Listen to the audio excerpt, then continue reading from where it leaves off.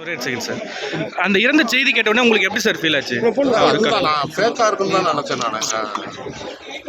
திடீர்னு ஃபோன் வந்து சொல்லும்போது ஒரு ஃபேக்காக இருந்துடக்கூடாதா அப்படின்ற ஒரு இதில் தான் இருந்தேன். எவ்வளவோ ஃபேக்காக இது ஆகிடக்கூடாதா அப்படின்ட்டு. ஆனால் அவர் வீட்டு பக்கத்தில் இருக்கிறதுனால நேரில் போனால் அந்த பேரிகேட்டு இதெல்லாம் போடும்போது பார்த்தா சரி. உங்களுக்கும் கேப்டனுக்குமான அந்த தொடர்பு உறவு எப்படி இருந்தது?